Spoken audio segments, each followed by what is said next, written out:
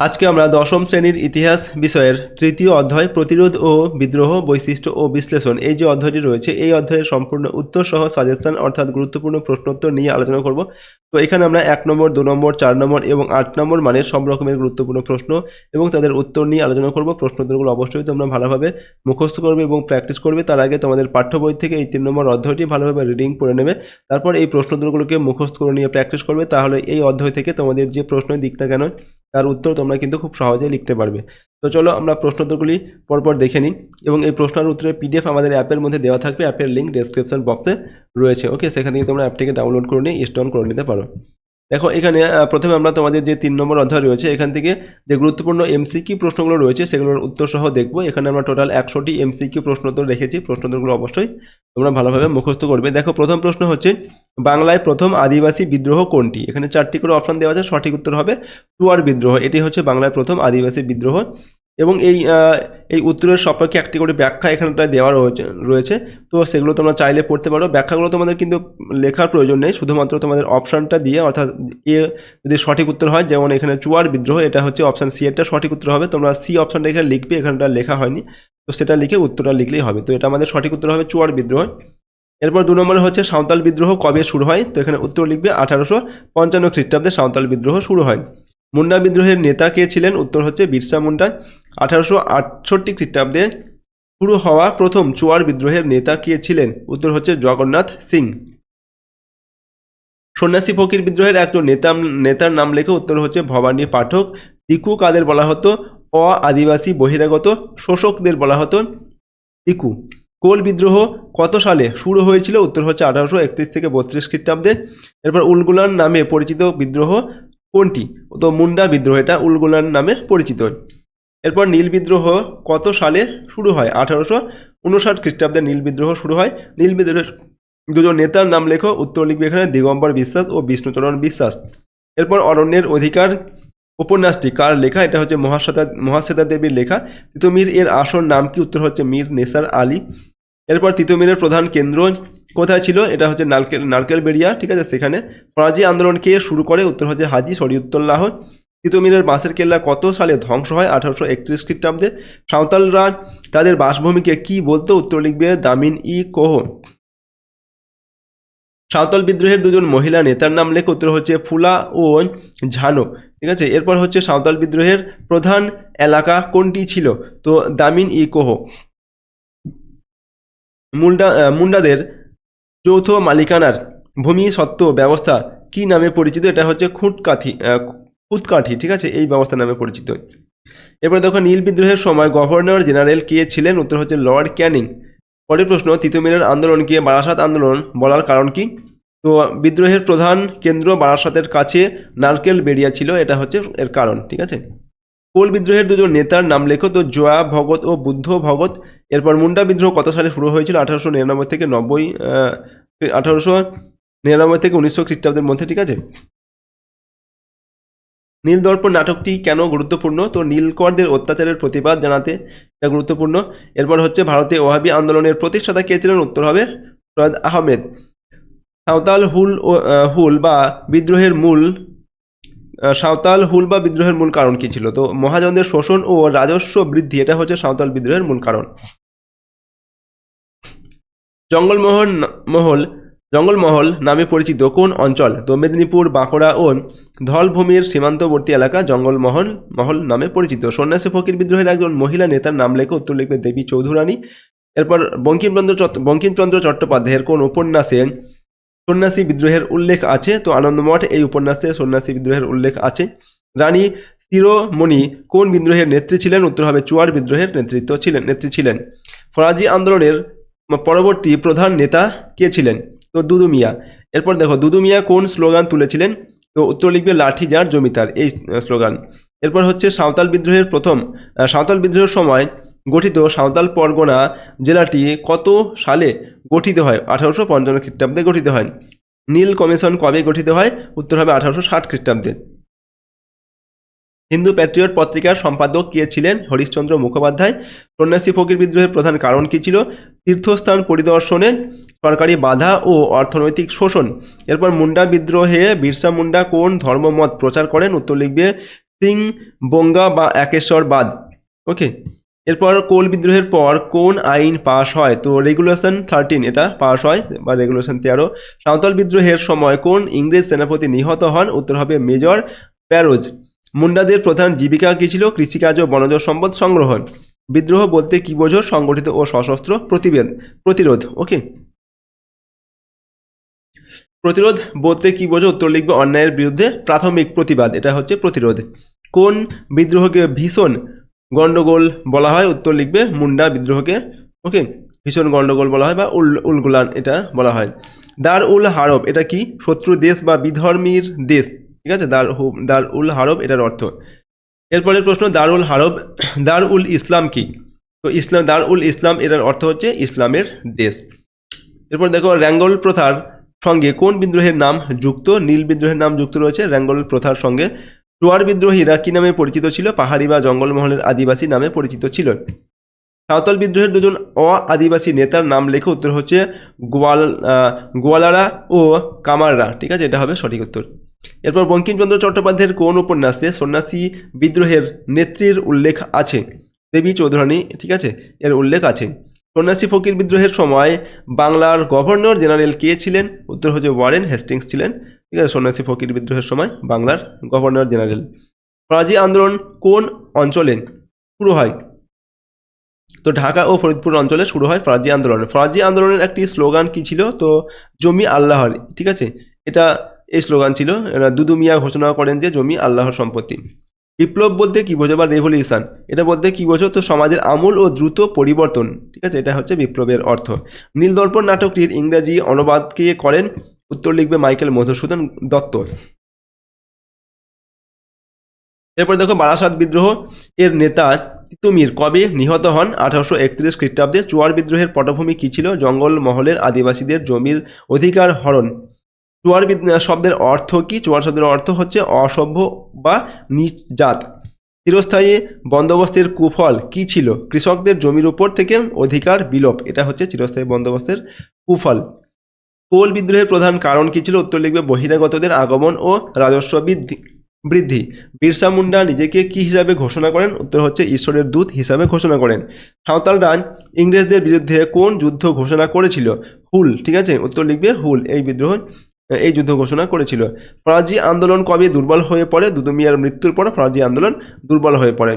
মুন্ডা বিদ্রোহের একটি কারণ লেখো। খুদকাঠি প্রথার বিলোপ, এটা হচ্ছে মুন্ডা বিদ্রোহের একটি কারণ। নীলদর্পণ নাটকটি কত সালে প্রকাশিত হয়? 1860 খ্রিস্টাব্দে।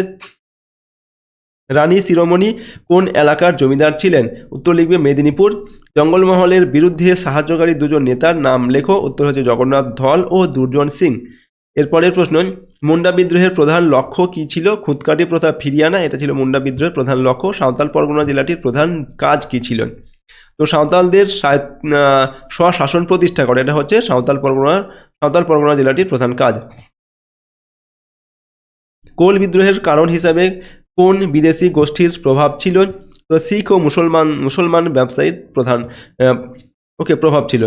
নীল বিদ্রোহের একটি তাৎপর্য কি ছিল? উত্তর হচ্ছে নীলকরদের ক্ষমতা হ্রাস। এরপরের প্রশ্ন, সাঁওতাল বিদ্রোহের দুজন নেতার নাম লেখো। তো সাঁওতাল বিদ্রোহের দুজন নেতার নাম হচ্ছে সিধু ও কানু, ওকে, বা কানহু। এরপর দেখো, তিতুমিরের আন্দোলনের মূল লক্ষ্য কি ছিল? উত্তর লিখবে ইসলাম ধর্মের শুদ্ধতা ফিরিয়ে আনা। বন্দে মাতরম গানটি প্রথম কোথায় প্রকাশিত হয়? আনন্দমঠ উপন্যাসে। এরপর ফরাজি আন্দোলন কেন শুরু হয়েছিল? তো ইসলামের পুনরুজ্জীবন ও সংস্কার এটা করার উদ্দেশ্যেই ফরাজি আন্দোলন শুরু হয়েছিল।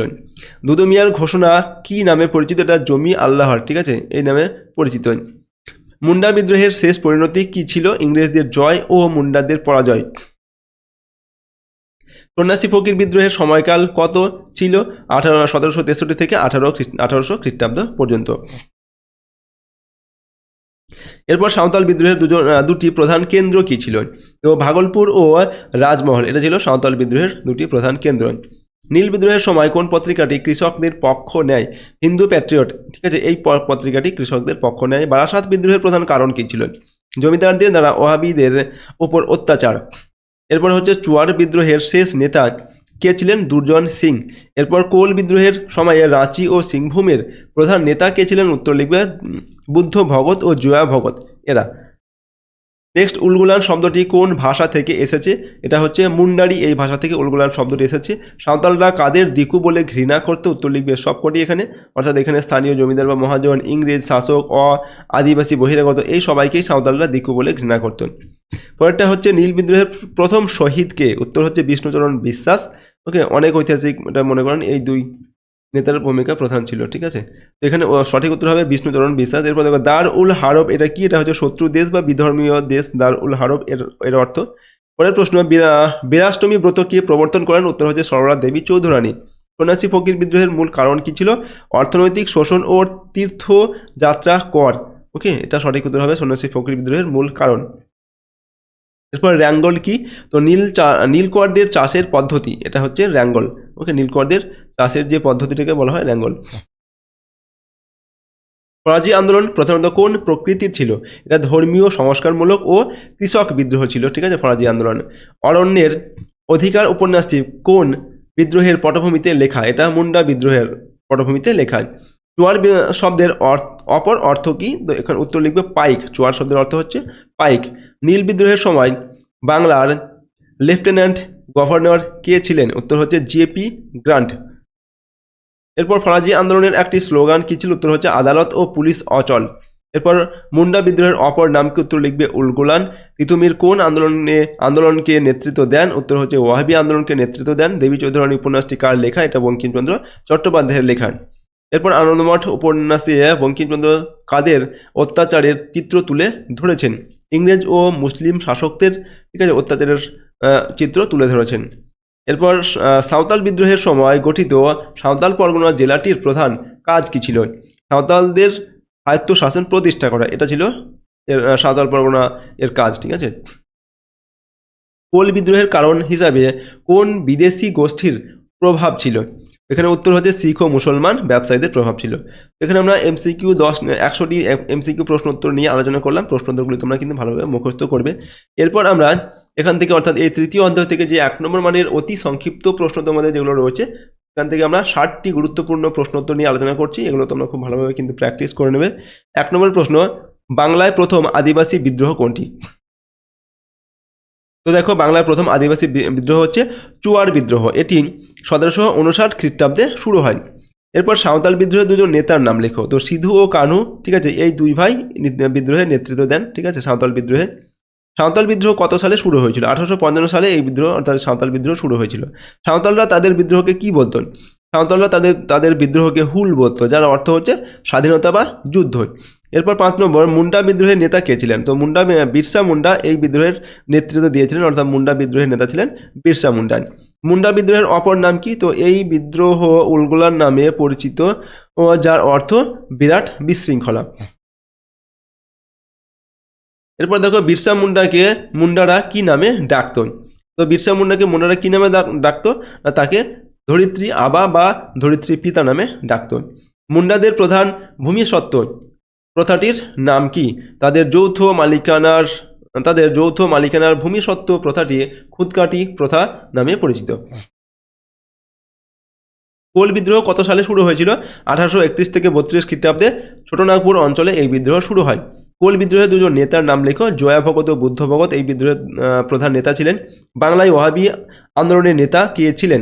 তো মীর নিসার আলী, যিনি তিতুমির নামে পরিচিত, ইনি ছিলেন বাংলায় ওয়াহাবি আন্দোলনের নেতা।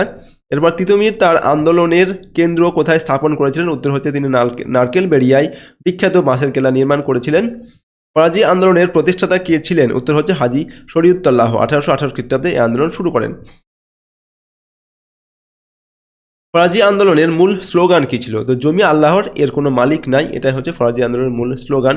নীল বিদ্রোহের দুজন নেতার নাম লেখো। দিগম্বর বিশ্বাস ও বিষ্ণুচরণ বিশ্বাস হচ্ছে নীল বিদ্রোহের দুজন নেতা। নীল বিদ্রোহ কবে শুরু হয়েছিল? 1859 খ্রিস্টাব্দে নদিয়ার চৌগাছা গ্রামে এই নীল বিদ্রোহ শুরু হয়েছিল। নীলদর্পণ নাটকটি কে রচনা করেন? উত্তর লিখবে দীনবন্ধু মিত্র। নীলদর্পণ নীলকরদের অত্যাচার নিয়ে এটি রচনা করেন। এরপর হচ্ছে নীল বিদ্রোহের সময় গঠিত কমিশনের নাম কি?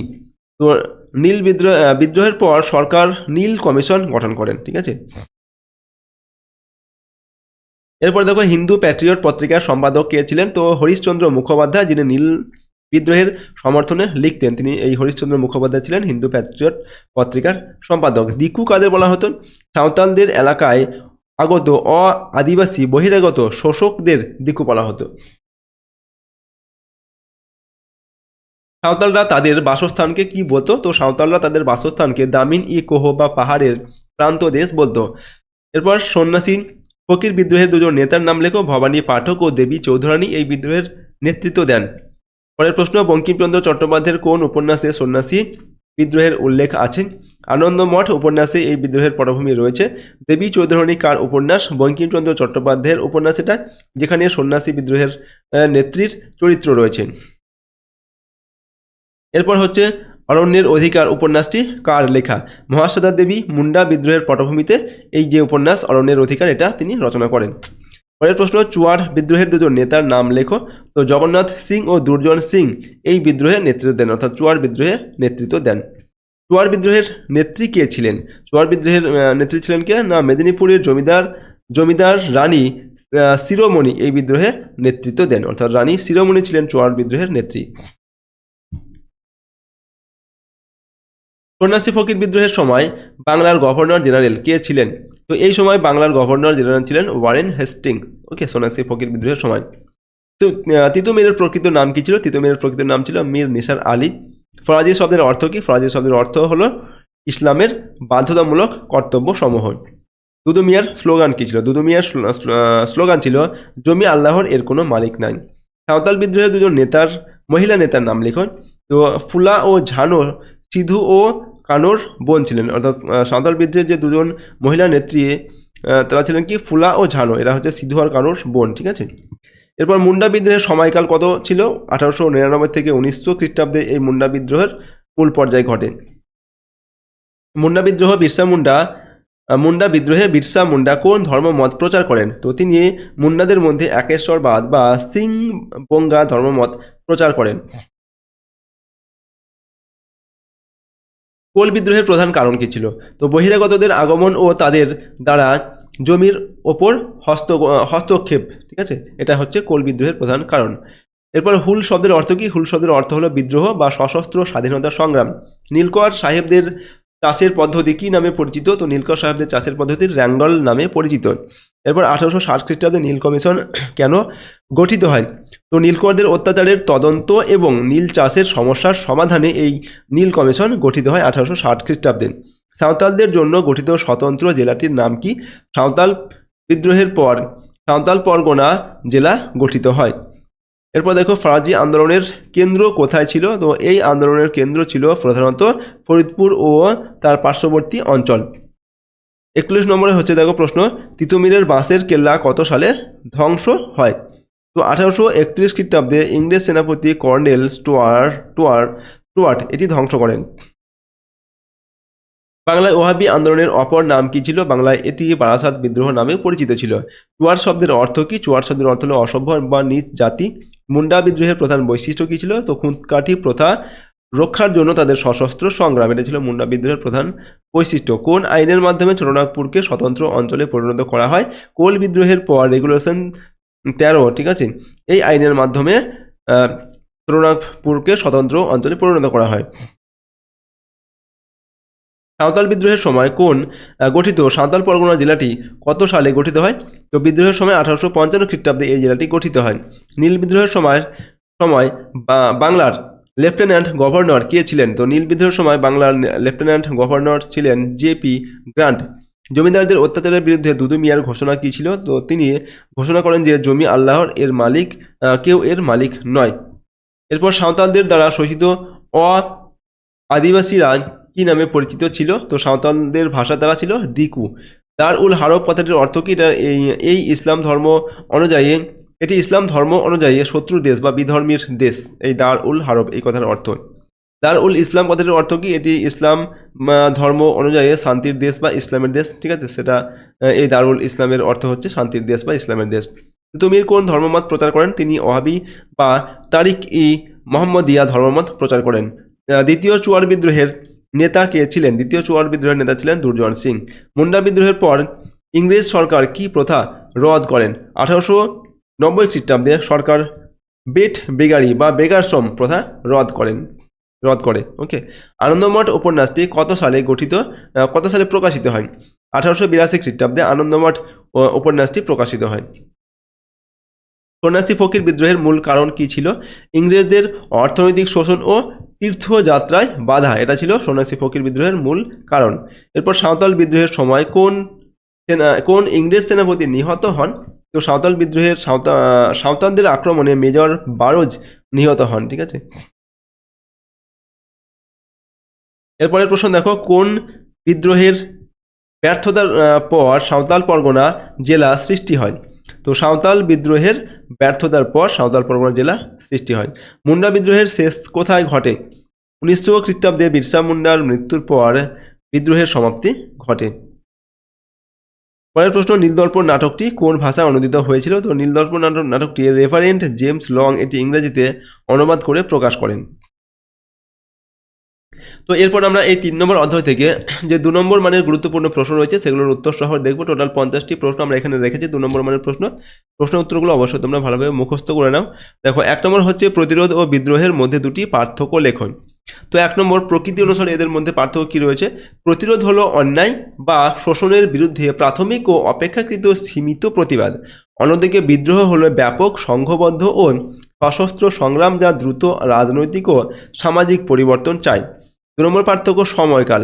প্রতিরোধ দীর্ঘকাল ধরে বিক্ষিপ্তভাবে চলতে পারে, বিদ্রোহ সাধারণত স্বল্পকালীন ও তীব্র হয় এবং নির্দিষ্ট লক্ষ্যে পৌঁছাতে চায়। এরপর 2 নম্বর প্রশ্ন, উলগুলান কি? 1899 থেকে 1900 খ্রিস্টাব্দে বিরসা মুন্ডার নেতৃত্বে মুন্ডা উপজাতি যে তীব্র ও সংঘবদ্ধ বিদ্রোহ শুরু করেছিল তা উলগুলান নামে পরিচিত। মুন্ডারি ভাষায় এই শব্দের অর্থ হলো বিরাট বিশৃঙ্খলা বা প্রবল বিদ্রোহ। এই বিদ্রোহের লক্ষ্য ছিল খুদকাঠি প্রথা রক্ষা করে মুন্ডা রাজ প্রতিষ্ঠা করা। এরপর দেখো 3 নম্বরে, খুদকাঠি প্রথা বলতে কি বোঝো? ঔপনিবেশিক শাসনের আগে মুন্ডা সমাজে প্রচলিত ভূমি সত্ত্ব ব্যবস্থাকে খুদকাঠি প্রথা বলে। এই প্রথা অনুযায়ী মুন্ডা গ্রামের জমির উপর গোষ্ঠীর যৌথ মালিকানা স্বীকৃতি ছিল। ব্যক্তিগতভাবে কেউ জমির মালিক হতে পারত না, কেবল গোষ্ঠী প্রধানের মাধ্যমে ভোগ করত। ইংরেজ সরকার এই প্রথা বিলোপ করে ব্যক্তিগত মালিকানা চালু করলে মুন্ডারা ক্ষুব্ধ হয়। এরপর দিকু কাদের বলা হতো? কোন সাঁওতালরা দিকুদের উপর ক্ষুব্ধ ছিল? তো সাঁওতালরা তাদের এলাকায় কেন সাঁওতালরা দিকুদের উপর ক্ষুব্ধ ছিল? তো দেখো, সাঁওতালরা তাদের এলাকায় আগত আদিবাসী বহিরাগত জমিদার মহাজন ব্যবসায়ী ও ইংরেজ কর্মচারীদের দিকু বলত। দিকুরা চড়া সুদে ঋণ দিয়ে সাঁওতালদের জমি জোর করে দখল করত এবং তাদের উপর শোষণ চালাত।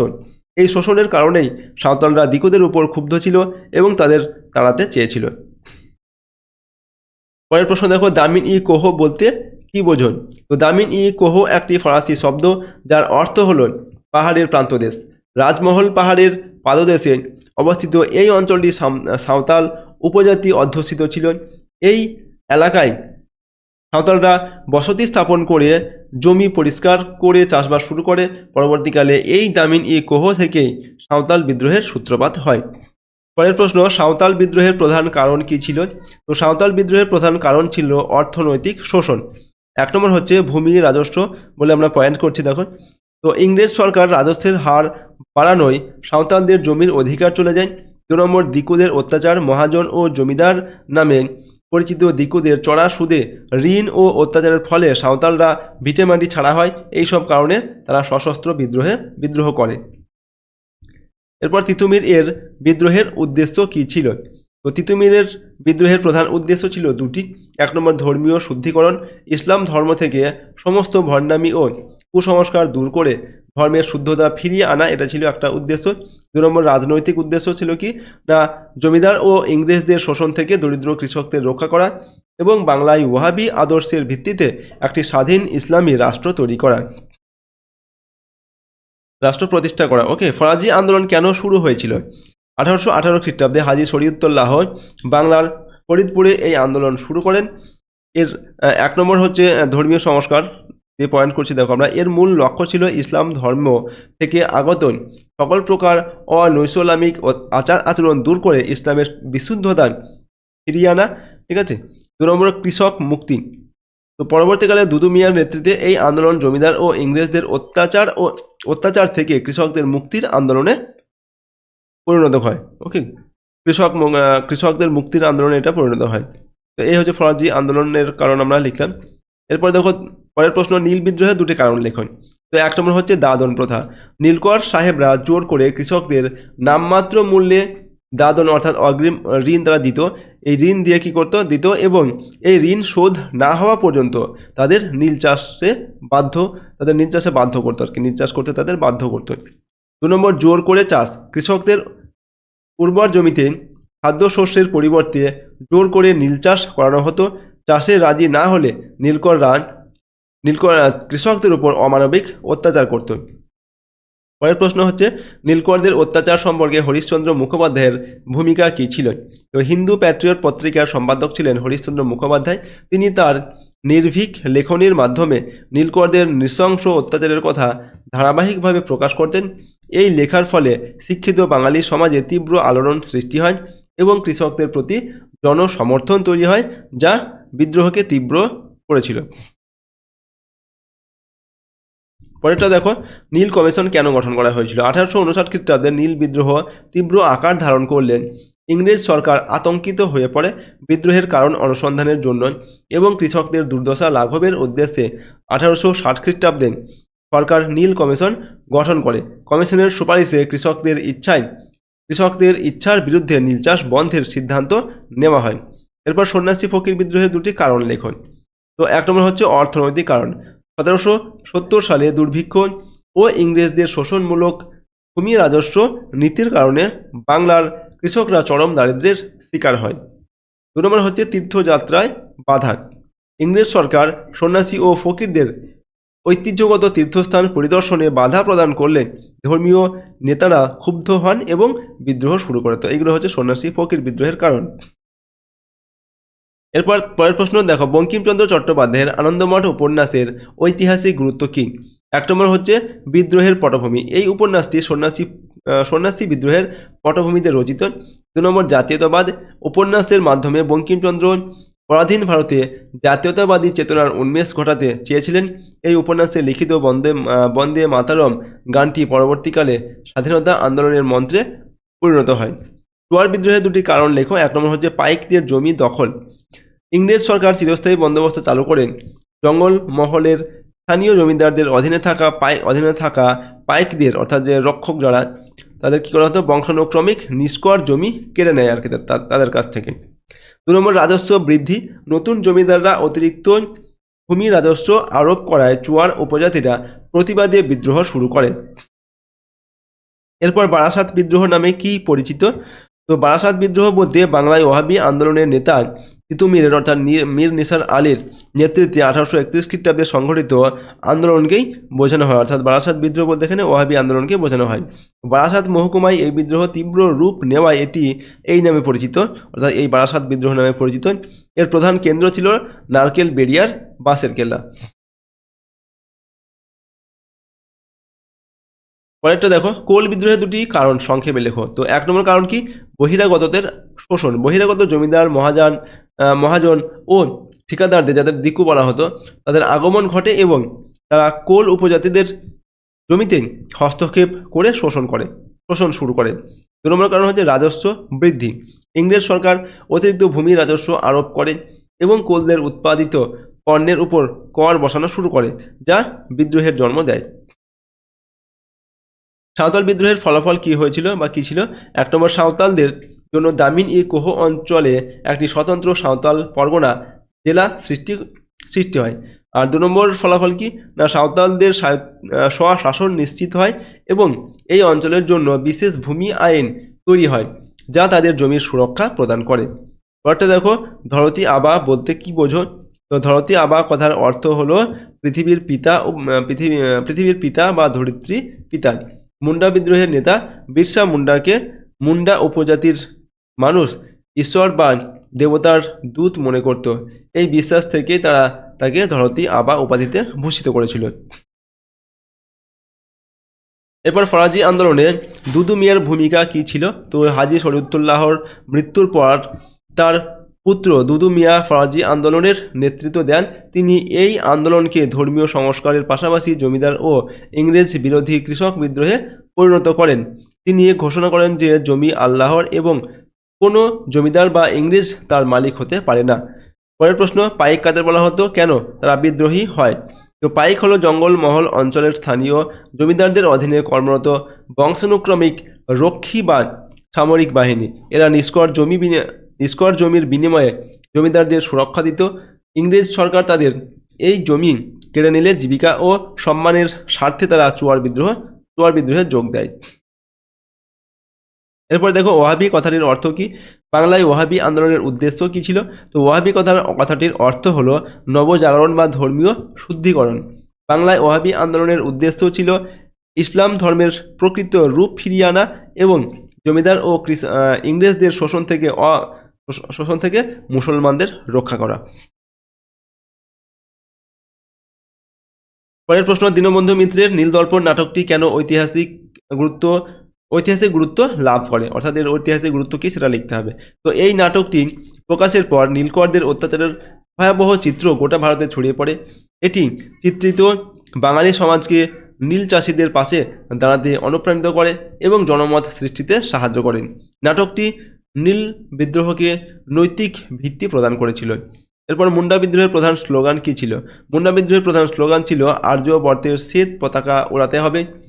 অন্য একটি স্লোগান ছিল রানী রাজ যাবে ধরতি আবা রাজ আসবে। এর মাধ্যমে তারা মুন্ডা রাজত্ব বা স্বশাসন প্রতিষ্ঠার আকাঙ্ক্ষা ব্যক্ত করেছিল। এরপর কোল বিদ্রোহের দুটি গুরুত্বপূর্ণ ফলাফল লেখন। এক নম্বর হচ্ছে কোল বিদ্রোহের তীব্রতার কারণে ইংরেজ সরকার 1833 খ্রিস্টাব্দে রেগুলেশন 13 নামক আইন পাস করে। 2 নম্বর, এই আইনের মাধ্যমে ছোটনাগপুর অঞ্চলকে একটি নন রেগুলেশন বা স্বতন্ত্র জেলায় পরিণত করা হয়, যেখানে সাধারণ আইন প্রযোজ্য ছিল না। এরপর দেখো, সন্ন্যাসী ফকির বিদ্রোহের দুর্বলতার দুটি কারণ লেখন। তো 1 নম্বর হচ্ছে ঐক্যের অভাব। সন্ন্যাসী ফকিরদের মধ্যে আদর্শ ও লক্ষ্যের যথেষ্ট পার্থক্য ছিল, যা বিদ্রোহকে দুর্বল করে। 2 নম্বর, অস্ত্রের অভাব। বিদ্রোহীদের কাছে আধুনিক অস্ত্রের অভাব ছিল। অন্যদিকে ইংরেজ বাহিনী ছিল আধুনিক অস্ত্রশস্ত্রে সজ্জিত। ওকে, এরপরের প্রশ্ন হচ্ছে 1859 থেকে 60 খ্রিস্টাব্দের নীল বিদ্রোহের গুরুত্ব কী ছিল? তো নীল বিদ্রোহের ফলে নীল কমিশন গঠিত হয় এবং নীলকরদের অত্যাচার বহুলাংশে হ্রাস পায়। এই বিদ্রোহ দেখিয়ে দেয় যে ঐক্যবদ্ধ কৃষকরা শান্তিপূর্ণ উপায়েও সরকারের উপর চাপ সৃষ্টি করে নিজেদের দাবি আদায় করতে পারে। এটি মহাবিদ্রোহের পর প্রথম সফল কৃষক আন্দোলন ছিল। খুঁতকাঠি প্রথা বিলোপের প্রতিক্রিয়া কী ছিল? তো খুঁতকাঠি প্রথা বিলোপ করে মুন্ডা সমাজের যৌথ মালিকানাধীন জমিতে ইংরেজ সরকার ব্যক্তিগত মালিকানা ও জমিদারদের কর্তৃত্ব প্রতিষ্ঠা করেন। এর ফলে মুন্ডারা তাদের ঐতিহ্যবাহী জমির অধিকার হারায় এবং জমিদার ও মহাজনদের শোষণের শিকার হয়। এই ক্ষোভ থেকেই মুন্ডা বিদ্রোহ শুরু হয়। তিতুমির পরিচালিত ওয়াহাবি আন্দোলনের দুটি ব্যর্থতার কারণ লেখো। তো 1 নম্বর ব্যর্থতার কারণ কি? রাজনৈতিক অভিজ্ঞতার অভাব। তিতুমিরের অনুগামীদের সামরিক বা রাজনৈতিক প্রশিক্ষণের অভাব ছিল এবং তাদের ছিল কাঠের লাঠি ও সাধারণ অস্ত্র। আর 2 নম্বর হচ্ছে ইংরেজ শক্তির শ্রেষ্ঠত্ব। 2 নম্বর পয়েন্টে আমরা লিখছি, দেখো, ইংরেজদের সুপ্রশিক্ষিত বিশাল সেনাবাহিনীর কাছে তিতুমিরের বাঁশের কেল্লা বা সীমিত বাহিনী পরাজিত হয়। এগুলো হচ্ছে তিতুমিরের ওয়াহাবি আন্দোলনের ব্যর্থতার কারণ।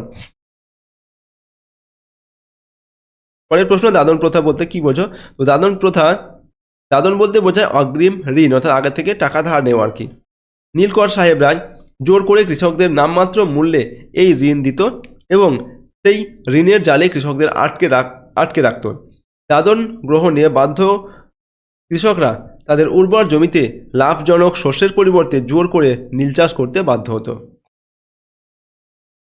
ফরাজি আন্দোলনকে কৃষক বিদ্রোহ বলা হয় কেন? তো হাজী শরীয়তুল্লাহর মৃত্যুর পর এই আন্দোলনের নেতৃত্ব দেন দুদু মিয়া। তিনি ঘোষণা করেন যে জমি আল্লাহর এবং কোনো জমিদার এর মালিক নয়। তার নেতৃত্বে এই আন্দোলন জমিদার ও ইংরেজদের বিরুদ্ধে কৃষক ইংরেজদের বিরুদ্ধে কৃষকদের ভূস্বত্ব রক্ষার আন্দোলনে পরিণত হয়, তাই একে কৃষক বিদ্রোহ বলা হয়। বঙ্কিমচন্দ্র চট্টোপাধ্যায়ের কোন দুটি উপন্যাসে সন্ন্যাসী বিদ্রোহের উল্লেখ আছে? তো বঙ্কিমচন্দ্র চট্টোপাধ্যায়ের দুটি উপন্যাসে সন্ন্যাসী বিদ্রোহের উল্লেখ পাওয়া যায়। এক নম্বর হচ্ছে আনন্দমঠ, যেটা প্রকাশিত হয়েছিল 1882 খ্রিস্টাব্দে। 2 নম্বর হচ্ছে দেবী চৌধুরানী, এটা হচ্ছে 1884 খ্রিস্টাব্দে। ঠিক আছে, এরপরে হচ্ছে দেখো সাঁওতাল বিদ্রোহে দুজন আদিবাসী নেতার নাম লেখো। তো সাঁওতাল বিদ্রোহে দুজন আদিবাসী নেতারা নেতৃত্ব না দিলেও সাঁওতালদের সমর্থনকারী ছিলেন। যেমন 1 নম্বর হচ্ছে গোয়ালরা, যারা সাঁওতালদের তথ্য সরবরাহ করত, আর 2 নম্বর হচ্ছে কামাররা, যারা হচ্ছে বিদ্রোহীদের অস্ত্র তৈরি করে দিত এরা। এরপরের প্রশ্ন হচ্ছে মুন্ডা বিদ্রোহের শেষ পরিণতি কি হয়েছিল? তো 1900 খ্রিস্টাব্দে বিরসা মুন্ডা ইংরেজ বাহিনীর হাতে ধরা পড়েন এবং রাঁচি জেলে তার মৃত্যু হয়।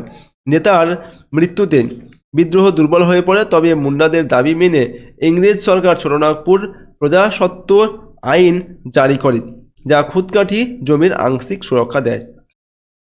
এরপরের প্রশ্ন, কোল বিদ্রোহের কারণ হিসাবে দিকুদের ভূমিকা কি ছিল? তো কোল বিদ্রোহে দিকুদের ভূমিকা ছিল শোষকের, অর্থাৎ দিকুরা শোষণ করতো আর কি। ঠিক আছে, তো দিকুরা বলতে জমিদার, মহাজন, বহিরাগত ব্যবসায়ী, এদেরকে দিকু বলা হয়। তো এরা কি করতো, কোলদের জমি জমা ও গরু বাছর বলপূর্বক দখল করে নিত, বা দখল করত।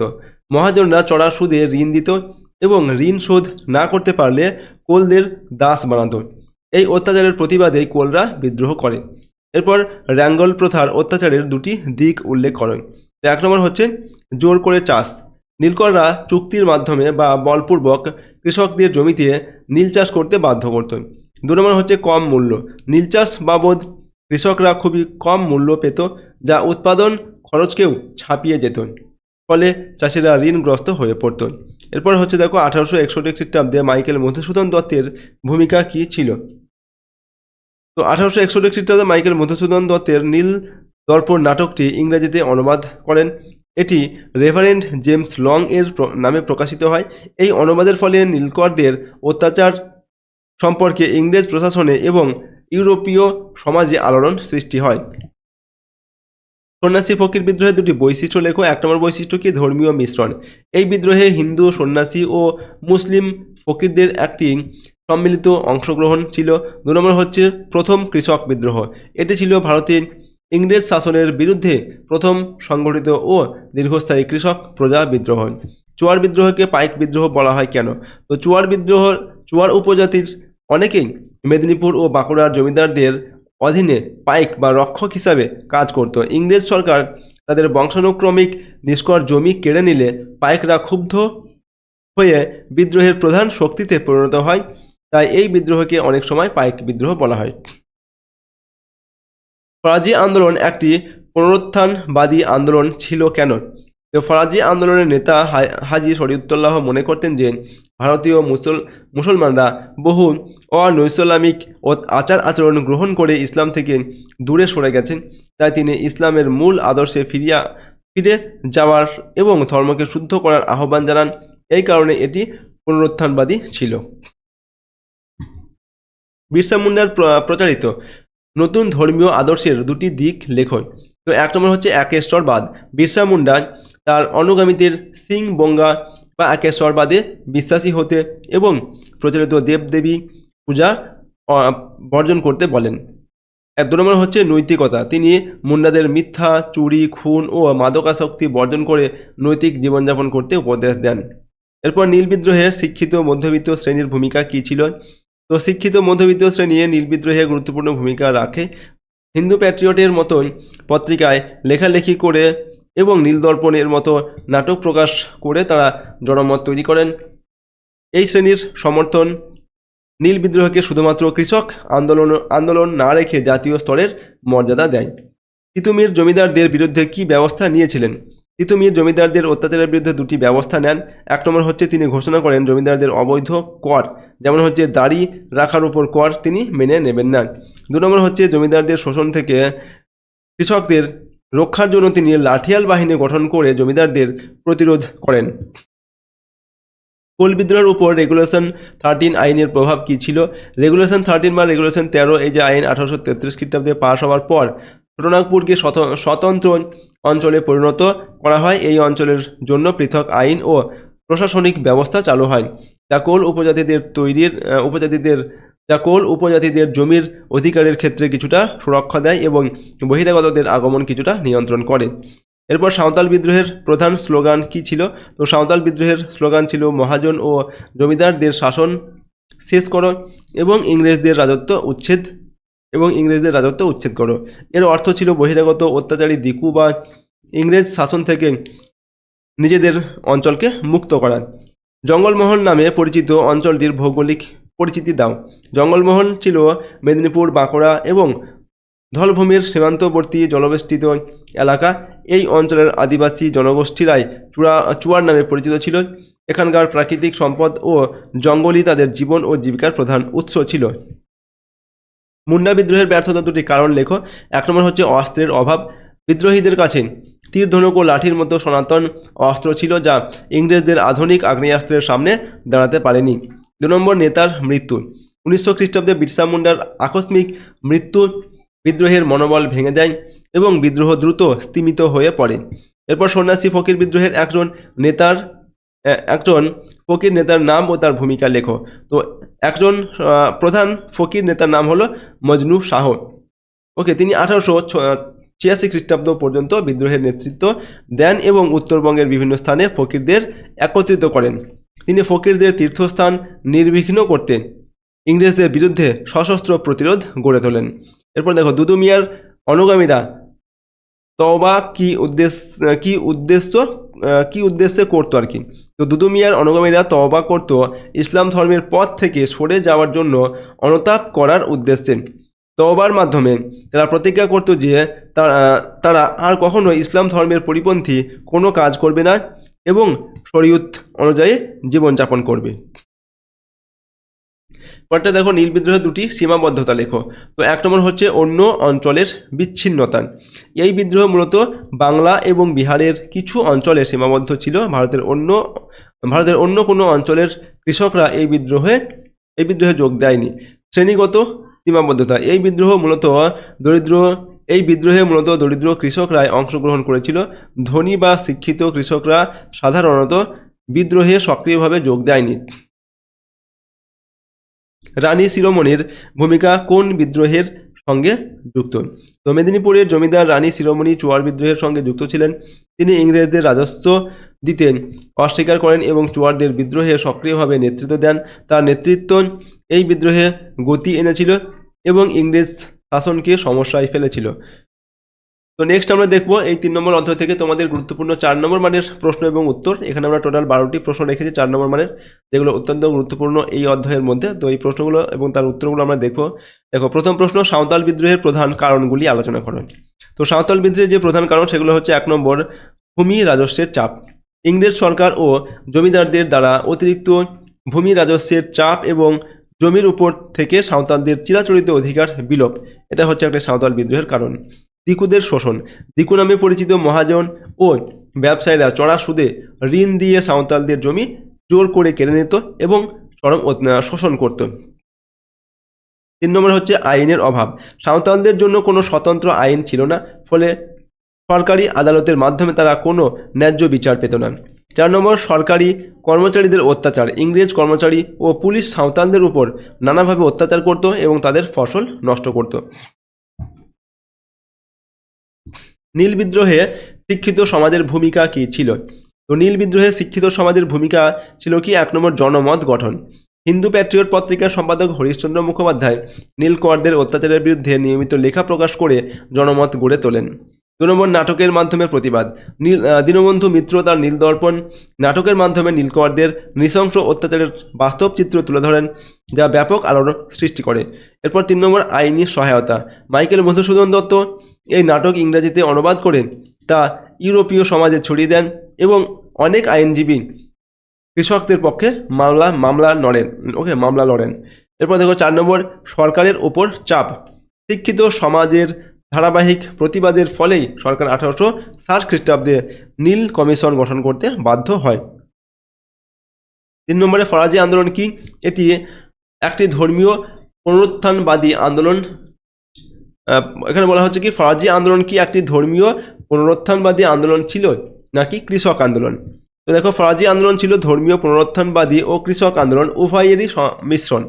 আমরা এখানে প্রথম 1 নম্বর পয়েন্ট করে লিখছি ধর্মীয় পুনরুত্থান। হাজী শরীয়তুল্লাহ ইসলাম ধর্ম থেকে কুসংস্কার দূর করে ফরাইজ বা বাধ্যতামূলক কর্তব্য এগুলো পালনের মাধ্যমে ধর্মের শুদ্ধতা ফিরিয়ে আনতে চেয়েছিলেন। 2 নম্বর কৃষক আন্দোলন। তার পুত্র দুদু মিয়ার নেতৃত্বে এটি জমিদার ও নীলকরদের বিরুদ্ধে কৃষকদের স্বার্থ রক্ষার আন্দোলনে পরিণত হয়।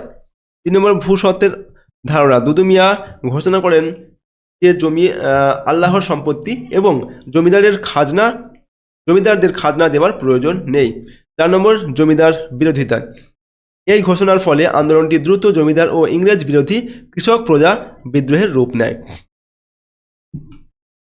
তিতুমিরের বারাসাত বিদ্রোহের কারণগুলি আলোচনা করো। তো তিতুমিরের বারাসাত বিদ্রোহের কারণগুলো হচ্ছে 1 নম্বর ধর্মীয় শোষণ। স্থানীয় জমিদাররা ওহাবি অনুগামীদের দাঁড়িয়ে রাখার ওপর কর চাপিয়ে দিত এবং তাদের ধর্মীয় রীতিনীতিতে বাধা দিত। 2 নম্বর হচ্ছে জমিদারদের অত্যাচার। জমিদার ও মহাজনরা দরিদ্র কৃষকদের উপর অতিরিক্ত কর চাপিয়ে শোষণ করত এবং তাদের জমি জোর করে দখল করত। 2 নম্বর হচ্ছে ইংরেজ বিরোধিতা। তিতুমির ঘোষণা করেন যে ভারত আর দার উল ইসলাম ইসলামের দেশ নয়, তাই ব্রিটিশ শাসনের বিরুদ্ধে সংগ্রাম জরুরি। ওয়াহাবি আদর্শ। ইসলামের শুদ্ধতা ফেরানো এবং জমিদার ও কৃষকদের হাত থেকে কৃষকদের রক্ষা করাই ছিল এই বিদ্রোহের উদ্দেশ্য। তো এগুলো হচ্ছে তিতুমিরের যে বারাসাত বিদ্রোহের কারণ সেগুলো, ঠিক আছে, সেগুলো আমরা লিখলাম। পরেরটা হচ্ছে সাঁওতাল বিদ্রোহ কেন ব্যর্থ হলো কেন? তো সাঁওতাল বিদ্রোহের ব্যর্থতার প্রধান কারণগুলো হচ্ছে 1 নম্বর অস্ত্রের দুর্বলতা। সাঁওতালরা তীর ধনুক টাঙ্গি ও লাঠির মতো সনাতন অস্ত্র ব্যবহার করত, অন্যদিকে ইংরেজদের ছিল আধুনিক আগ্নেয়াস্ত্র। 2 নম্বর সংগঠনের অভাব। বিদ্রোহের শুরুতে নেতৃত্ব থাকলেও দীর্ঘমেয়াদী যুদ্ধের জন্য সাঁওতালদের কোনো সুসংগঠিত পরিকল্পনা বা বাহিনীর অভাব ছিল। এরপর 2 নম্বর বিভাজন। বিদ্রোহটি শুধুমাত্র আদিবাসী অঞ্চলের মধ্যে সীমাবদ্ধ ছিল এবং অন্য অঞ্চলের কৃষক বা সাধারণ মানুষের সমর্থন পায়নি। 4 নম্বর নেতাদের মৃত্যু। বিদ্রোহের প্রধান নেতা সিধু ও কানু ইংরেজদের হাতে ধরা পড়া বা নিহত হওয়ার ফলে বিদ্রোহের মনোবল ভেঙে যায়। এরপর দেখো খুঁতকাঠি প্রথা কি? তো মুন্ডা বিদ্রোহের সঙ্গে এই প্রথার সম্পর্ক। এখানে বলা হচ্ছে খুঁতকাঠি প্রথা কি, মুন্ডা বিদ্রোহের সঙ্গে এই প্রথার সম্পর্ক আলোচনা করো। তো খুঁতকাঠি প্রথা হচ্ছে কি না, দেখো মুন্ডা সমাজে প্রচলিত এই প্রথা অনুযায়ী জমির উপর গোষ্ঠীর যৌথ মালিকানা স্বীকৃতি ছিল, ব্যক্তিগতভাবে কেউ জমির মালিক ছিল না। তো এই প্রথার সম্পর্কে বলা হচ্ছে লিখতে, ঠিক আছে, মুন্ডা বিদ্রোহ সম্পর্কে এখানে আলোচনা করতে বলা হয়েছে। তোমরা লিখছি দেখো এই প্রথার বিলোপ সম্পর্কে লিখছে, এই খুঁতকাঠি প্রথার বিলোপ সম্পর্কে। তো ইংরেজ সরকার এই প্রথা বাতিল করে জমির উপর জমিদার ও ব্যক্তিগত মালিকানা প্রতিষ্ঠা করে। 2 নম্বর হচ্ছে শোষণ। এই কারণে মুন্ডারা তাদের ঐতিহ্যগত জমির অধিকার হারায় এবং জমিদার ও মহাজনদের শোষণের শিকার হয়। 3 নম্বর বিদ্রোহের কারণ। তো এই বিদ্রোহের কারণ কি না, এই প্রথা পুনরুদ্ধারই ছিল উলগুলান বা মুন্ডা বিদ্রোহের প্রধান লক্ষ্য। বিরসা মুন্ডা রাজ প্রতিষ্ঠার মাধ্যমে খুঁতকাঠি প্রথা ফিরিয়ে আনতে চেয়েছিলেন। এগুলো হচ্ছে মুন্ডা বিদ্রোহের আমরা এখানে একটা কারণ লিখলাম, ঠিক আছে, এবং খুঁতকাঠি প্রথা সম্পর্কে লিখলাম। এবার দেখো পরের প্রশ্ন দেখবো সন্ন্যাসী ফকির বিদ্রোহের কারণ কি ছিল। তো সন্ন্যাসী ফকির বিদ্রোহের কারণগুলি হচ্ছে 1 নম্বর অর্থনৈতিক শোষণ। তো ইংরেজদের শোষণমূলক জমি রাজস্ব নীতি এবং 1770 খ্রিস্টাব্দের 76-এর মন্বন্তর এর কারণে কৃষকরা সর্বশান্ত হন। 2 নম্বর হচ্ছে তীর্থযাত্রায় বাধা আর কি। তো ইংরেজ সরকার সন্ন্যাসী ও ফকিরদের ঐতিহ্যগত তীর্থস্থান পরিদর্শনে বাধা প্রদান করলে ধর্মীয় নেতারা ক্ষুব্ধ হন। 3 নম্বর হচ্ছে জমিদারি হস্তক্ষেপ। ব্রিটিশ সরকার ফকির ও সন্ন্যাসীদের মঠ ও আশ্রমে প্রদত্ত নিষ্কর জমি কেড়ে নেয়। 4 নম্বর হচ্ছে বেকারত্ব। ইংরেজদের নীতির ফলে অনেক দেশীয় সৈন্য ও জমিদারদের পাইক বেকার হয়ে এই বিদ্রোহে যোগ দেয়। তো এগুলো হচ্ছে সন্ন্যাসী ফকির বিদ্রোহের কারণ। এরপর চুয়ার বিদ্রোহের কারণ ও এর প্রকৃতি সম্পর্কে আলোচনা করতে হবে, ঠিক আছে। তো চুয়ার বিদ্রোহের কারণগুলি কি? 1 নম্বর পাইকদের জমি দখল। ইংরেজ সরকার চিরস্থায়ী বন্দোবস্তের পর জঙ্গল মহলের স্থানীয় জমিদারদের অধীনে থাকা পাইকদের অর্থাৎ রক্ষকদের বংশানুক্রমিক নিষ্কর জমি কেড়ে নেয়। 2 নম্বর হচ্ছে রাজস্বের চাপ। নতুন ভূমি রাজস্বের চাপ বৃদ্ধি পাওয়ায় চুয়াররা জীবিকার সংকটে পড়ে। ওকে, তো এই বিদ্রোহের প্রকৃতি কি না, এই বিদ্রোহ ছিল মূলত কৃষক ও আদিবাসী বিদ্রোহ, যেখানে রানী শিরোমণির মতো স্থানীয় জমিদাররাও নেতৃত্ব দেন। এটি ছিল ইংরেজদের বিরুদ্ধে আদিবাসীদের জমি ও অধিকার রক্ষার সংগ্রাম। ওয়াহাবি ও ফরাজি আন্দোলনের মধ্যে দুটি প্রধান পার্থক্য লেখন। তো ওয়াহাবি ও ফরাজি আন্দোলনের প্রধান পার্থক্যগুলি হচ্ছে: 1 নম্বর, প্রতিষ্ঠাতা ও আদর্শ। ওয়াহাবি আন্দোলন উত্তর ভারতে সৈয়দ আহমদ শুরু করেন। এটি ছিল ইসলামদের রাজনৈতিক ও ধর্মীয় পুনর্জাগরণ। ফরাজি আন্দোলন হাজী শরীয়তুল্লাহ শুরু করেন।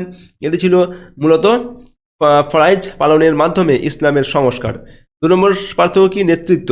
বাংলায় ওয়াহাবি আন্দোলনের নেতৃত্ব দেন তিতুমির, যার মূল লক্ষ্য ছিল জমিদার ও ইংরেজদের উৎখাত করা।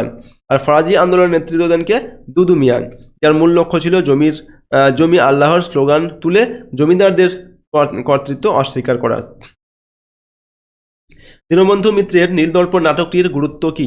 তো দীনবন্ধু মিত্রের যে নীলদর্পণ নাটকটির গুরুত্ব হচ্ছে: 1 নম্বর, জনমত সৃষ্টি।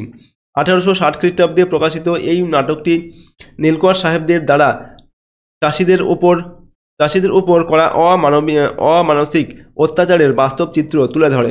এরপর জাতীয় সমর্থন। নাটকটি শিক্ষিত মধ্যবিত্ত ও সাধারণ মানুষের মধ্যে ব্যাপক আলোড়ন সৃষ্টি করে এবং তাদের নীল চাষিদের পাশে দাঁড়াতে অনুপ্রাণিত করে। এরপর দেখো সরকারি হস্তক্ষেপ। এই নাটক এবং এর ইংরেজি অনুবাদ মাইকেল মধুসূদন দত্ত কৃত, ঠিক আছে। ইউরোপীয় সমাজে নীলকরদের ভাবমূর্তি নষ্ট করে এবং ইংরেজ সরকারকে নীল কমিশন গঠনে বাধ্য করে। 4 নম্বর, বাংলা সাহিত্যের সম্পদ। সামাজিক প্রতিবাদের মাধ্যমে বাংলা সাহিত্যের একটি শক্তিশালী ধারা তৈরি হয়। তো এইগুলো হচ্ছে দীনবন্ধু মিত্রের নীলদর্পণ নাটকের গুরুত্ব আমরা লিখলাম এখানে। এরপর দেখো কোল বিদ্রোহের দুটি কারণ ও দুটি ফলাফল লেখন। তো কোল বিদ্রোহের কারণ ও ফলাফল: 1 নম্বর হচ্ছে বহিরাগতদের শোষণ। তো বহিরাগত দিকু বলতে কি জমিদার মহাজন এরা এবং ইংরেজ কর্মচারীরা কোলদের জমিতে হস্তক্ষেপ করত ও উচ্চ হারে খাজনা আদায় করত। এটা হচ্ছে একটি কারণ কোল বিদ্রোহের। 2 নম্বর, ভূস্বত্বের অধিকার হরণ। আদিবাসী প্রধানদের কাছ থেকে জমির অধিকার কেড়ে নিয়ে তা বহিরাগতদের হাতে তুলে দেওয়া হয়। এগুলো হচ্ছে কোল বিদ্রোহের কারণ। এরপর আইন প্রণয়ন। বিদ্রোহের এটা 3 নম্বর থেকে এটা আমি লিখছি আইন প্রণয়ন। এটা হচ্ছে একটি ফলাফল কোল বিদ্রোহের, ঠিক আছে।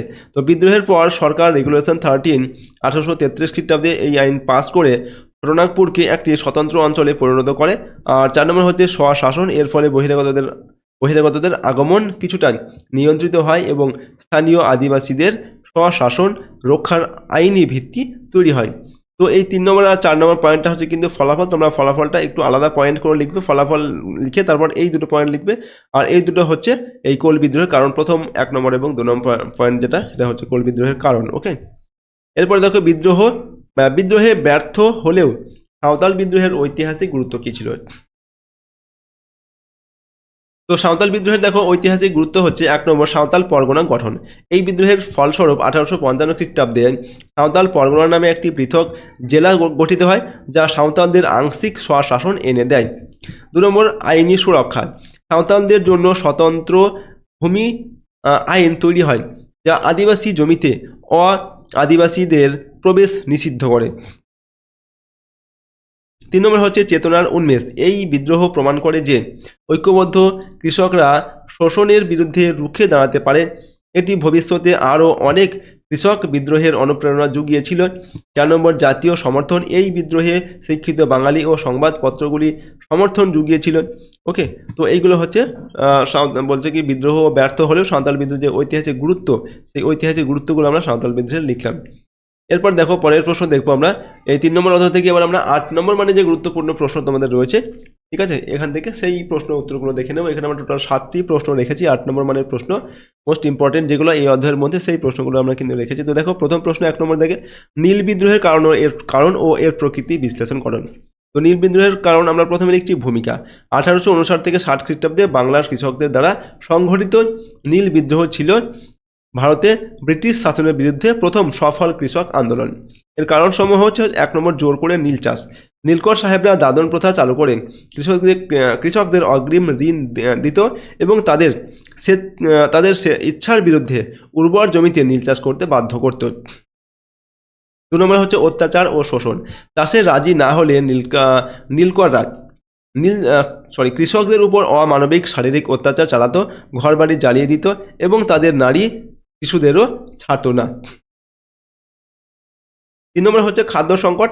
লাভজনক শস্যের পরিবর্তে বাধ্যতামূলক নীল চাষের ফলে কৃষকদের জমিতে খাদ্যশস্যের উৎপাদন কমে যায় এবং খাদ্য সংকট দেখা দেয়। তো এইগুলো হচ্ছে নীল বিদ্রোহের কারণ। ঠিক আছে, 4 নম্বর দিয়ে আমরা আরও একটি কারণ লিখছি, আইনি সমর্থন। ইংরেজ শাসন ও পুলিশ নীলকরদের পক্ষ নিত এবং কৃষকরা আদালতের মাধ্যমে কোনো ন্যায্য বিচার পেত না। তো এগুলো হচ্ছে নীল চাষের নীল বিদ্রোহের কারণ। ঠিক আছে, এবং এরপর আমরা এর নীল বিদ্রোহের প্রকৃতি লিখছি। দেখো, 1 নম্বর হচ্ছে কৃষক বিদ্রোহ। এটি মূলত ছিল কৃষক শ্রেণীর আন্দোলন, যার প্রধান উদ্দেশ্য ছিল নীল চাষ বন্ধ করা এবং কৃষকদের অত্যাচার থেকে মুক্তি লাভ করা। 2 নম্বর হচ্ছে অহিংসতা ও সংঘবদ্ধতা। বিদ্রোহের শুরুতে কৃষকরা অধিকাংশই অহিংস পথে চাষ বন্ধের সিদ্ধান্ত নেয় এবং দিগম্বর বিশ্বাস ও বিষ্ণুচরণ বিশ্বাসের নেতৃত্বে সংঘবদ্ধ হয়। উপসংহার দিয়ে লিখছি, এই বিদ্রোহ সাময়িকভাবে সফল হয়েছিল এবং এর ফলে নীলকরদের অত্যাচারের অবসান ঘটে এই নীল বিদ্রোহের ফলে। 2 নম্বর সাঁওতাল বিদ্রোহের কারণ ও ফলাফল আলোচনা করো। তো দেখো, ভূমিকা দিয়ে লিখছে, 1855 থেকে 56 খ্রিস্টাব্দে সিধু ও কানুর নেতৃত্বে দামিন কোহ অঞ্চলে সংঘটিত সাঁওতাল বিদ্রোহ ছিল ঔপনিবেশিক শাসনের বিরুদ্ধে আদিবাসীদের সবচেয়ে বড় ও গুরুত্বপূর্ণ প্রতিরোধ। তো এর কারণগুলো আমরা লিখছি, সাঁওতাল বিদ্রোহ যে কারণ সেগুলো। 1 নম্বর জমির অধিকার হরণ। ইংরেজদের ভূমি রাজস্ব নীতি ও চিরস্থায়ী বন্দোবস্তের ফলে সাঁওতালরা তাদের চিরাচরিত জমির অধিকার হারায়। দিকুদের অত্যাচার। দিকু নামে পরিচিত জমিদার ও মহাজনরা চড়া সুদের ঋণ দিয়ে সাঁওতালদের জমি জোরপূর্বক দখল করত এবং তাদের দাস বানাত। 3 নম্বর সরকারি শোষণ। পুলিশ, রেলওয়ে কর্তৃপক্ষ ও সরকারি কর্মচারীরা সাঁওতালদের উপর অত্যাচার করত এবং তাদের কাছ থেকে অবৈধভাবে কর আদায় করত। 4 নম্বর হচ্ছে ধর্মীয় হস্তক্ষেপ। খ্রিস্টান মিশনারিরা আদিবাসীদের ধর্মান্তরিত করার চেষ্টা চালালে তাদের মধ্যে ক্ষোভ সৃষ্টি হয়। এগুলো হচ্ছে এই সাঁওতাল বিদ্রোহের কারণ। এরপর সাঁওতাল বিদ্রোহের যে ফলাফল আমরা লিখছি, দেখো, 1 নম্বর হচ্ছে সাঁওতাল পরগনার সৃষ্টি। বিদ্রোহের পর সরকার দামিন কোহ অঞ্চল নিয়ে একটি পৃথক সাঁওতাল পরগনা জেলা গঠন করে 1855 খ্রিস্টাব্দে। এরপর আইনি সুরক্ষা। সাঁওতালদের জন্য ভূমি সংক্রান্ত বিশেষ আইন তৈরি হয় যা তাদের জমির সুরক্ষা দেয়। পরটা হচ্ছে চেতনার উন্মেষ। ব্যর্থ হলেও এই বিদ্রোহ আদিবাসী সমাজে আত্মবিশ্বাস ও প্রতিবাদী চেতনা তৈরি করে। তারপর লিখছি উপসংহার। এই বিদ্রোহ সাঁওতালদের জন্য আংশিক সাফল্য এনে দিয়েছিল এবং ভারতে ইংরেজ শাসনের ভিত্তি দুর্বল করেছিল। পরের প্রশ্ন দেখো, মুন্ডা বিদ্রোহের কারণ ও ঐতিহাসিক গুরুত্ব বিশ্লেষণ করো। তো ভূমিকা প্রথমে লিখছি আমরা, 1899 থেকে 1900 খ্রিস্টাব্দে বিরসা মুন্ডার নেতৃত্বে সংঘটিত উলগুলান বা মুন্ডা বিদ্রোহ ছিল ঔপনিবেশিক শোষণ ও ভূমি ব্যবস্থার বিরুদ্ধে আদিবাসীদের একটি চরম প্রতিবাদ। এর কারণগুলো হচ্ছে, 1 নম্বর খুঁতকাঠি প্রথার বিলোপ। ব্রিটিশরা মুন্ডাদের চিরাচরিত যৌথ মালিকানার খুঁতকাঠি প্রথা বাতিল করে জমিদারদের ব্যক্তিগত মালিকানা প্রতিষ্ঠা করেন। 2 নম্বর দিকুদের শোষণ। বহিরাগত জমিদার মহাজন, যাদেরকে দিকু বলা হয়, এবং ঠিকাদাররা মুন্ডাদের জমি দখল করে এবং তাদের পেট বেগারি বা বেগার শ্রমে বাধ্য করত। 3 নম্বর হচ্ছে খ্রিস্টান মিশনারিদের ভূমিকা। মিশনারিরা মুন্ডা সমাজে বিভেদ সৃষ্টি করত এবং বিরসা মুন্ডা একেশ্বরবাদ বা সিং বঙ্গা প্রচার করে এর বিরোধিতা করেন। 4 নম্বর কারণ হচ্ছে ভূমি রাজস্বের চাপ। ইংরেজ সরকার মুন্ডাদের উপর মাত্রাতিরিক্ত হারে ভূমি রাজস্ব আরোপ করে। ঠিক আছে, এবার দেখো এর ঐতিহাসিক গুরুত্ব আমরা লিখছি 1 নম্বর দিয়ে আইনি সুরক্ষা। এই বিদ্রোহের পর সরকার ছোটনাগপুর প্রজাতন্ত্র আইন এই আইন পাশ করে যা আদিবাসীদের জমি হস্তান্তরে নিষেধাজ্ঞা জারি করেন। 2 নম্বর হচ্ছে আদিবাসী চেতনা। বিদ্রোহ আদিবাসীদের মধ্যে নিজস্ব সংস্কৃতি ও অধিকার রক্ষার চেতনাকে শক্তিশালী করেছিল। 3 নম্বর হচ্ছে বেট বেগারি হ্রদ। 1890 খ্রিস্টাব্দে সরকার বেট বেগারি হ্রদ করতে বাধ্য হয়। এরপর উপসংহার দিয়ে লিখছি, মুন্ডা বিদ্রোহ ব্যর্থ হলেও ভবিষ্যতে আদিবাসীদের স্বাধিকার, অর্থাৎ স্বাধিকার বলতে স্ব অধিকার আর কি, নিজের অধিকার, এই আন্দোলনে অনুপ্রেরণা জুগিয়েছিল। তো এখানে আমরা এই দেখো এই মুন্ডা বিদ্রোহের কারণ এবং তার ঐতিহাসিক গুরুত্ব সম্পর্কে আমরা লিখলাম। নীল বিদ্রোহে দীনবন্ধু মিত্রের নীলদর্পণ নাটক এবং হরিশ্চন্দ্র মুখোপাধ্যায়ের হিন্দু প্যাট্রিয়ট পত্রিকার ভূমিকা লেখন। তো ভূমিকা দিয়ে প্রথমে লিখছি আমরা, নীল বিদ্রোহে শিক্ষিত বাঙালি মধ্যবিত্ত শ্রেণী সরাসরি অস্ত্র না ধরলেও তাদের লেখনী ছিল কৃষকদের সবচেয়ে বড় হাতিয়ার। তো প্রথমে লিখছি দীনবন্ধু মিত্রের নীল দর্পণ নাটক সম্পর্কে 1860 খ্রিস্টাব্দে। দেখো 1 নম্বর পয়েন্ট হচ্ছে অত্যাচারের প্রকাশ। তো নাটকটি নীলকর সাহেবদের দ্বারা কৃষকদের উপর করা অমানবিক অত্যাচারের বাস্তব চিত্র তুলে ধরে, যেমন সাধুচরণের নির্মম মৃত্যু ও গোপীচরণের স্ত্রী সরলতার ওপর অত্যাচার। 2 নম্বর হচ্ছে জনসমর্থন। এই নাটক প্রকাশিত হওয়ার পর শিক্ষিত বাঙালি সমাজ কৃষকদের পাশে এসে দাঁড়ায় এবং এর ফলে জাতীয় আলোড়ন সৃষ্টি হয়। 3 নম্বর আন্তর্জাতিক প্রভাব। মাইকেল মধুসূদন দত্ত কর্তৃক ইংরেজিতে অনুদিত হয়ে নাটকটি ইউরোপীয় সমাজে নীলকরদের ভাবমূর্তি নষ্ট করে। 4 নম্বর, এরপর দেখো আমরা হরিশ্চন্দ্র মুখোপাধ্যায়ের যে হিন্দু প্যাট্রিয়ট পত্রিকা এটার সম্পর্কে লিখছি। 1 নম্বর দিয়ে লিখছি দেখো ধারাবাহিক প্রচার। হরিশ্চন্দ্র তার নির্ভীক লেখনীর মাধ্যমে নিয়মিতভাবে নীলকরদের শোষণের কাহিনী প্রকাশ করতেন। 2 নম্বর, সরকারের উপর চাপ। তার লেখনী ইংরেজ প্রশাসনে তীব্র চাপ সৃষ্টি করে এবং কৃষকদের প্রতি সহানুভূতি তৈরি করে। 2 নম্বর হচ্ছে অদম্য সাহস। তিনি নীলকরদের হুমকি সত্ত্বেও বিদ্রোহের শেষ পর্যন্ত কৃষকদের পক্ষে লিখে যান। উপসংহারে আমরা লিখছি নাটক ও পত্রিকার এই সম্মিলিত ভূমিকায় নীল বিদ্রোহকে কেবল কৃষক আন্দোলন থেকে সমর্থিত আন্দোলনে পরিণত করেছিল। এরপর দেখো বাংলায় ওহাবি ও ফরাজি আন্দোলনের মধ্যেকার সাদৃশ্য ও বৈসাদৃশ্যগুলি আলোচনা করো। তো ভূমিকা লিখছি আমরা প্রথমে। ওহাবি ও ফরাজি উভয় আন্দোলনই ছিল 19 শতকের প্রথম দিকের বাংলায় সংগঠিত গুরুত্বপূর্ণ কৃষক ও ধর্মীয় সংস্কার আন্দোলন। তো প্রথমে দেখো আমরা এদের মধ্যে ওহাবি আর ফরাজি আন্দোলনের মধ্যে যে সাদৃশ্যগুলো সেগুলো লিখছি, বা সিমিলারিটি সেগুলো আমরা লিখছি। 1 নম্বর হচ্ছে কৃষক স্বার্থ। উভয় আন্দোলনই প্রধানত দরিদ্র মুসলমান কৃষক ও তাঁতিদের নিয়ে গঠিত হয়েছিল এবং জমিদারদের অত্যাচার ও শোষণ থেকে তাদের মুক্তি দিতে চেয়েছিল। 2 নম্বর ধর্মীয় শুদ্ধিকরণ। উভয় আন্দোলনের মূল লক্ষ্য ছিল ইসলাম ধর্মের মধ্যে প্রবেশ করা, কুসংস্কার ও অনৈসলামিক রীতিনীতি দূর করে বিশুদ্ধতা ফিরিয়ে আনা। 3 নম্বর জমিদার বিরোধী।